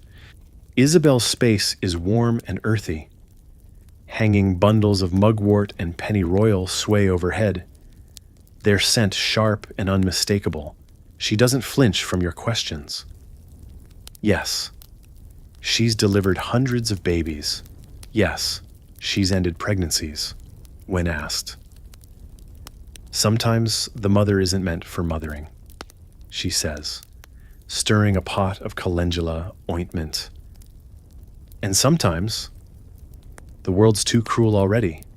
One fringe detail she mentions casually: a charm passed from midwife to midwife, an iron ring wrapped in lamb's wool, used to hold off the bleeding in difficult births. Some women wore it on a chain around their neck during labor, believing it drew blood away from the womb. No one's sure how it started, but it stayed. Historians still argue whether midwives were primarily protectors of women's autonomy or instruments of patriarchal control. In practice, they were often both, guardians of ancient wisdom, yet forced to operate under the gaze of church and law. Isabel's face hardens a little as she recalls the inquests. If the baby didn't cry, they blamed me. If the mother bled too long, me again. But if all went well, well, God was praised. Her laugh is dry and soft. I don't mind sharing the credit, but the blame always lands heavier. She shows you her birth kit, a leather roll containing oiled cloths, beeswax candles, swaddling ties, and a thin-bladed knife. Everything clean, simple, effective. There's also a small book, worn to softness, with notes from her mentor, recipes, observations, warnings in faded ink. Never rush the afterbirth. Sleep is the best medicine. Pain doesn't mean wrongness. You glance at the hearth, where a cradle sits empty, gently rocking on its own. Not all stories end in lullabies, Isabel says, her voice gentling. But I still sing to them You watch her wrap a fresh cord-cutting blade in linen, preparing for another call. There's always another call. On your way out, you ask if the village knows what she does. She raises an eyebrow. They know. Whether they admit it? Another matter. Then she winks. But they all knock when the time comes. You step into the gray air, the damp chill crawling up your sleeves. You think about the courage it takes to cradle life and death in the same pair of hands, and to never flinch when asked to do it again and again, without glory, without protection, but always with care. The morning mist gives way to sun-bleached skies as you follow a worn trail toward a crumbling town once claimed by plague. The skeletons of buildings line the road, burnt frames, shuttered homes, and stone churches with locked doors and silent bells. In the middle of it all, rising like a stubborn flower through cracks in the cobblestone, is the memory of the healers who dared to remain when others fled. You step through the remnants of a shuttered hospice, where the air is thick with the ghosts of desperation and devotion. Here, women healers fought against the relentless tide of disease, sometimes with clean water and vinegar, other times with blind hope and whispered prayers. A well-known fact: during outbreaks of plague, most formal physicians abandoned towns entirely, fleeing to countryside manors. Left behind were religious figures, low-ranking medics, and above all women, mothers, midwives, nuns, and herbalists, forced into the role of caretaker and undertaker both. You pick your way through a collapsed doorway and imagine her, a woman named Beata, tying a soaked rag across her mouth, fingers raw from washing the infected with wine and lye. She burns juniper and rue in the corners of rooms, hoping to chase away the foul miasmas. No gloves, no mask, no barrier but stubborn grit. Her neighbors call her mad, then they call her saint. A strange detail. During the Black Death, some healers wore necklaces strung with amber or dried frogs, believing they absorbed corrupt airs. Beata's necklace is a tiny leather pouch containing rosemary, salt, and a sliver of her own fingernail, a personal charm for survival. Historians still argue whether these women prolonged survival or merely provided comfort in the face of inevitable death. It hardly matters to the dying. Relief is relief, whether from pain or loneliness. Beata's house becomes a place of last resort. She takes in mothers with weeping sores, children too feverish to cry. She sleeps upright in a chair by the hearth, never in her bed, too dangerous. She boils her own clothes, cuts her hair short, and covers her skin in camphor oil. One day, the priest comes with a candle stub and trembling hands. He confesses he's sick, too. Beata nods and lays him down gently. No judgment, just linen, herbs, and the sound of the psalms murmured low. You lean against a soot-stained wall, imagining the weight of endless death met with equally endless compassion. There are no records of Beata's existence, only the sudden drop in death rates around her street and a set of initials carved into a stairbeam, B.H. Maybe her name wasn't Beata, maybe it was. Before leaving, you spot a basket of dried marigolds, still intact beneath a fallen beam, a symbol of resilience, or maybe just a leftover from a healer's final effort to bring color into a colorless world. You exit the hospice slowly, the ground soft underfoot where the rain has pooled in old footprints. Around you, life inches back, A cat watches from the church roof. A sprig of wild mint grows between broken tiles. The women who stayed behind when plague knocked at the door were rarely rewarded, often forgotten. But they remained, not because they had to, but because someone had to. The rain returns by evening, light but persistent, as you follow a winding river to a quiet convent tucked beneath an overgrown hill. The stone walls are streaked with moss, the stained glass windows cracked, but the bell still tolls for evening prayer, here, far from the village's eye. The healing women of God quietly rewrote what it meant to serve both spirit and body. Inside the convent, the scent of beeswax and lavender wraps around you like a soft shawl. A nun named Sister Katharina greets you with a nod, her veil pulled low but her eyes bright with humor.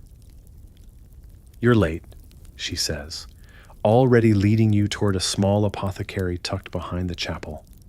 The salves don't stir themselves. A clear historical fact. In medieval Europe, convents often doubled as infirmaries, and nuns were among the few women allowed, sometimes even encouraged, to study healing. They maintained herb gardens, copied ancient medical texts, and treated a wide range of ailments under the quiet banner of God's mercy. Sister Katharina's workspace is orderly, with label jars and bundles of thyme drying on a hook. She shows you a mortar stained with wine and ash, used to grind fever remedies. Her prized possession is a crumbling copy of Herbarium Apulae. Its Latin scribbles barely legible, but memorized all the same. A quirky convent tidbit. The sisters at this particular abbey believe sneezes are miniature demonic expulsions. Each time you sneeze, a young novice whispers, "Be gone," while sprinkling fennel water in your general direction. You try not to sneeze again. Historians still argue whether these religious women were true medical practitioners or simply custodians of spiritual care. But when you see Sister Katharina dress a wound with practiced hands and hear her mutter about the right consistency of elderberry syrup, the line between medicine and faith blurs nicely. As twilight deepens, the nuns move through the halls like ghosts, humming hymns, their sandals slapping softly on flagstones. Katharina invites you to sit with an older sister who's recovering from a nasty infection. She gives you a rag and motions for you to help gently clean the woman's feet. It's a humbling task, but it teaches you something, that healing here is slow, precise, and personal.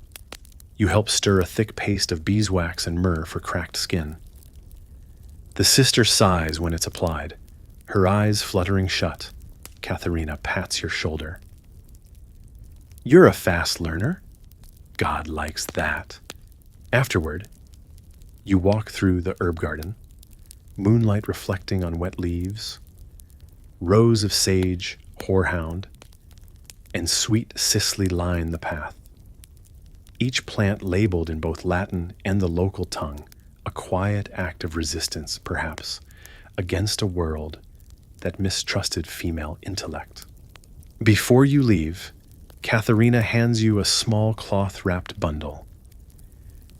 "Saint Hildegard's blend," she whispers. "For dreams. Or maybe headaches. Sometimes it's hard to tell." You smile, pocket it, and step out into the rain again. The convent door creaks closed behind you. In the growing dark, you realize these women did more than pray. They healed, preserved, and recorded knowledge in the cracks where no one else dared look, silent rebels with rosemary-stained hands.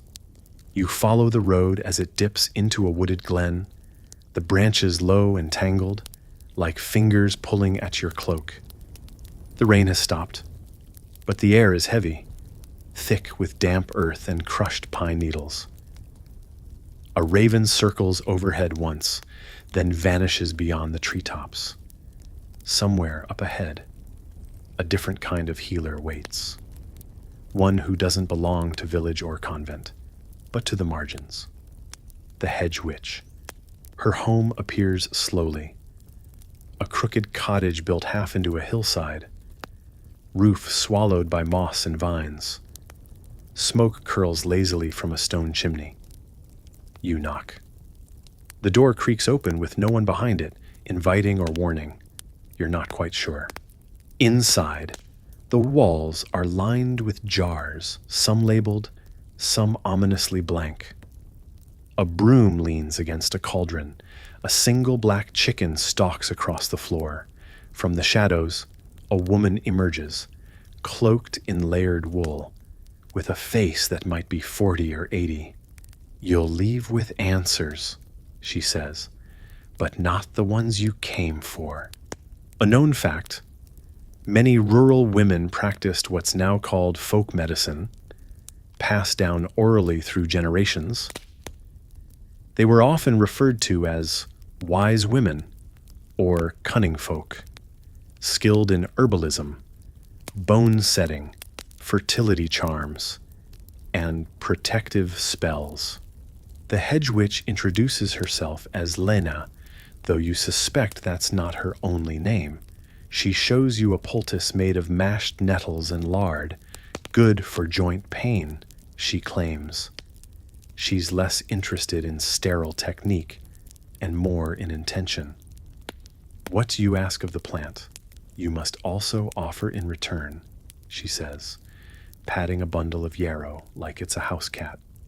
One quirky belief she mentions without blinking, that slipping a dried bat's wing into a man's boot makes him dream of the woman who placed it there. For love or revenge, she shrugs, depends on the dream. Historians still argue whether hedge witches were truly persecuted for witchcraft, or if they simply became scapegoats during times of famine, sickness, or fear. Many such women were beloved locally, but feared by outsiders, and their ambiguous role made them easy targets. Lean leads you to her backyard, where a small garden sprawls wild, a mixture of medicinal herbs, poisonous plants, and a few that do both depending on how they're used. She plucks a sprig of belladonna and twirls it. Kills pain or kills entirely, she says. Balance is everything. You watch her work, mixing a sleep draft of valerian, poppy seed, and honey. She instructs you to stir counterclockwise. Never stir with the sun unless you want your dreams tangled. The conversation drifts to darker things. Miscarriages blamed on witches, droughts blamed on spells, a cow that stopped giving milk, and a woman dragged by her hair through the village as a result. Line lifts her chin. They don't come for me now. I've outlived their fears. She hands you a talisman, a woven charm of hawthorn and thread. For protection, she says. From others, from yourself. Hard to say which is worse. You leave as the moon rises, the black chicken still trailing you. At the edge of the woods, you look back. The cottage is gone, whether she ever existed or not. Lena, like so many hedgewomen, lived between pages of history, neither saint nor sinner, just someone who kept the forgotten things alive. The sky breaks open by morning, golden light pouring through thinning clouds as you arrive in a bustling medieval port town. Salt clings to the breeze, and gulls circle overhead like impatient merchants. But you're not here for fish or trade. You're here for the whispers. And they all lead to one figure, a woman healer who made enemies not only among men of medicine, but among her own sisters in healing. Her name is whispered like a warning, Isabel the apothecary. Not mistress, not good wife, just Isabel. She doesn't take patients out of pity. She takes them because her reputation demands it. You find her shop tucked behind the fishmongers, flanked by barrels of salt cod and leaking sacks of eel. Her doorway is narrow, but her name is etched deep into the stone lintel. Inside, it smells of dried citrus, hot iron, and whatever came out of that scorched pot near the hearth last week. A firm historical fact. Cities often housed female apothecaries, especially in southern Europe, where urban guilds occasionally accepted women, especially widows of male apothecaries, into their ranks. They mixed compounds, tracked ingredients, and managed patient visits, even if they weren't always granted full membership or legal protection. Isabel doesn't greet you. She measures crushed juniper bark, powdered charcoal, a pinch of sulfur. She pours with the steadiness of someone who's done it daily for 20 years. You're early, she mutters, or late, depends on what you need. You ask if she's ever feared poisoning someone by accident. She scoffs. No such thing as accident, just miscalculation. She then corrects your Latin on an old recipe for colic. Embarrassing. A fringe detail she volunteers, with amusement, for a year.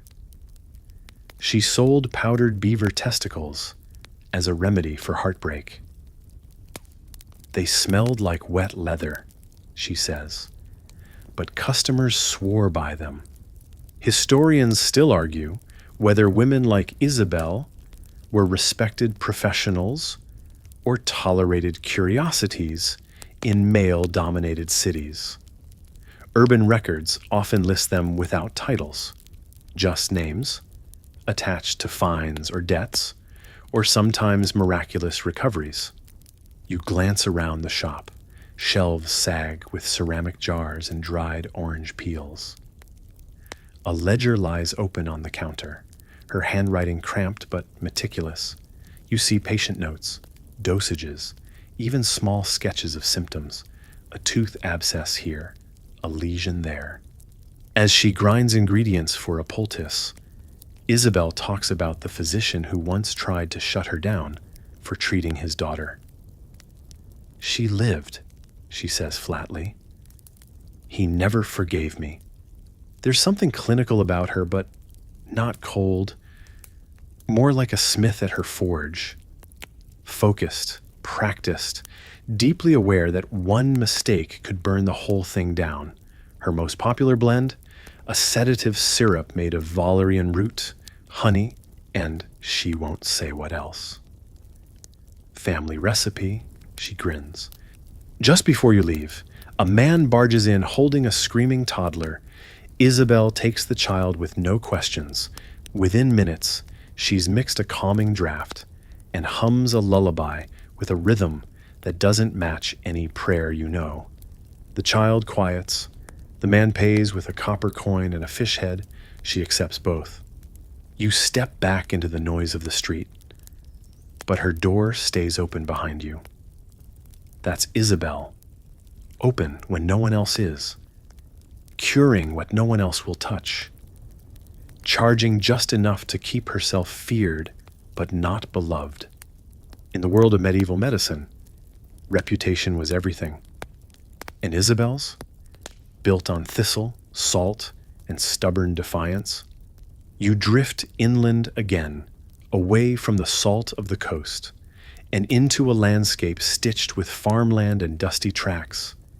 It's quieter here, until you reach a village square lined with red banners and filled with muttering crowds.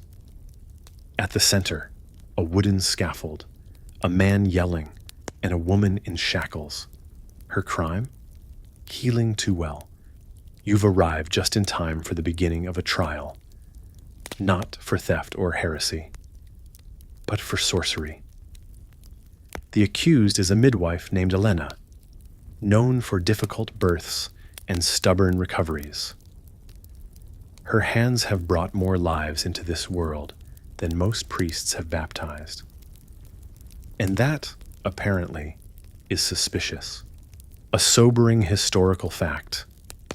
Many midwives in medieval Europe faced increasing scrutiny as church authorities sought to regulate childbirth and healing. The more control midwives had, the more threatening they seemed, especially when their outcomes outshone those of male surgeons or clergy. The village reeve reads a list of charges: use of charms, unapproved prayers, and administering pain-relieving brews without clerical blessing. The crowd shifts, uncomfortable. You notice several women clasping hands, eyes fixed not on the accused, but on the men behind the accusations. Elena stands straight. "I boiled roots," she says. "I whispered comfort. I stopped a baby from bleeding to death. If that's witchcraft, then I'm guilty." A man in the crowd nods, quickly looks away. One fringe detail, half whispered by the baker's wife beside you. Elena once claimed to deliver a child, wrapped in its caul, and said the mother would never die of drowning. "She's still alive," the woman says, "lives by the river." Historians still argue whether these trials were driven more by fear of the unknown or a calculated move to reassign power away from female practitioners. In truth, it was probably both. A perfect storm of superstition, bureaucracy, and bitter jealousy. You follow the trial into the village chapel, where a priest questions Elena's education. "From your mother?" he sneers. "And who taught her?" "A demon." Elena doesn't answer. She simply raises a hand, fingers curled as if holding an invisible newborn. After hours of testimony, the judgment falls. Elena is to be exiled, not executed. The crowd sighs, not in relief, but in quiet shame.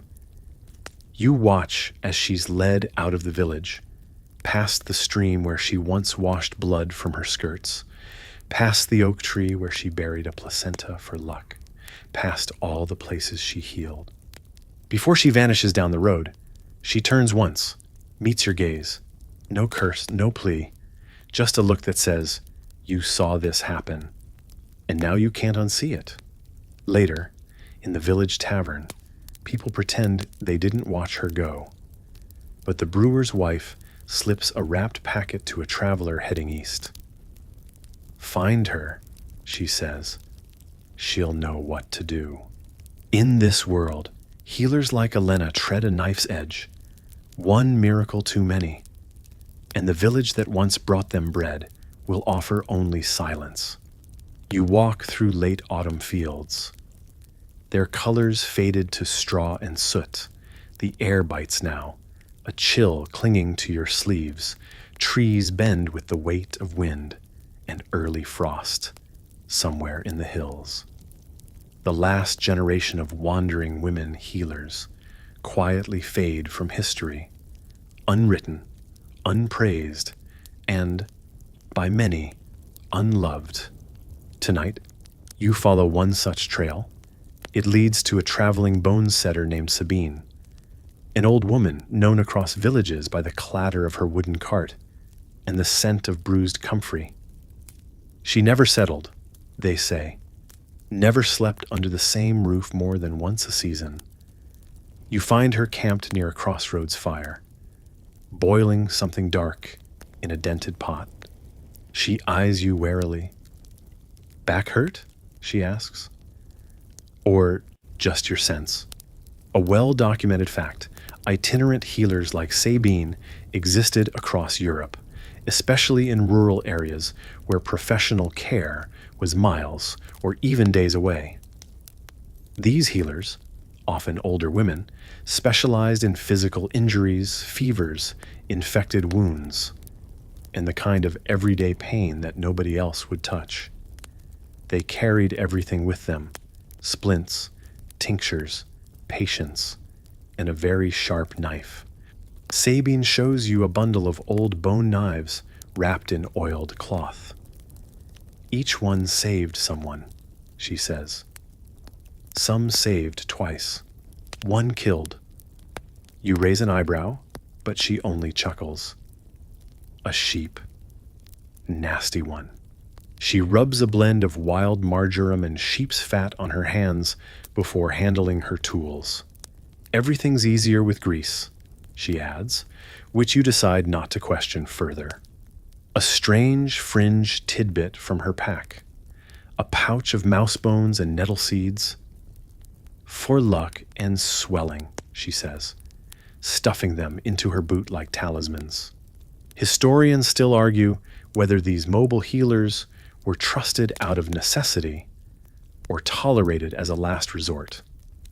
Either way, many kept themselves deliberately obscure, off the record, off the road, off the radar. Sabine recounts a time she reset the leg of a baron's son after a hunting accident. They didn't thank me, she says, but they didn't hang me either. Close enough. She shares a trick for broken fingers. Pop them fast, splint them faster, and distract the patient, she says. Show them your teeth and ask them what year it is. You ask her why she never stayed in one place. She shrugs. Places want you until they don't. The road's honest. In her stories, you hear a lifetime of half-recognized expertise, wounds that healed, fevers that broke, children who walked again because she ignored the advice of someone with a university seal and a diploma written in Latin. You help her gather branches for the fire. And as you do, she tells you one final tale of a winter where she and another healer set up an emergency camp during a smallpox outbreak. No priests came, she says, but we burned bedding, bled fever, saved 27. Her eyes flicker. They thanked God, not us. There's no bitterness in her tone, just the dryness of truth. Before you leave, Sabine gives you a sliver of elder bark. Boil it if your dreams won't let go, she says. But don't boil it twice. You step into the darkness again, her fire shrinking behind you, her cart creaking as she packs it all away. Somewhere, another village has twisted its ankle, cracked its ribs, or simply lost its nerve. She'll be there by dawn. And though no song will ever mention her name, Sabine's hands, wrinkled, smudged, and so very sure, once held history by the bone and dared it to heal. You move slower now, the journey pressing down on your limbs like the weight of damp wool. The sun has long dipped below the horizon, and the stars, pale and flickering, stretch like stitched embroidery across the night sky. You're no longer chasing a specific healer or village. You're tracing the final remnants, the blurred edges of a profession erased in slow motion. In a crumbling monastery turned granary, you find one last echo, a faded journal tucked in a stone alcove behind a broken crucifix. Its pages, yellowed, smelling of time and rot, belong to a woman named Beatrice. She was once a healer in a cloister, but not the kind wearing a habit. She lived on the edges of the sisters' walls, treating animals, cleaning wounds, brewing tonics. She was both too holy and never holy enough. A documented fact: many convents in medieval Europe employed laywomen for labor, and sometimes these women doubled as informal healers, acting without vows, but still held to monastic rules. Their work was essential, their names often omitted. Beatrice writes, of caring for the sick when plague swept through the nearby town.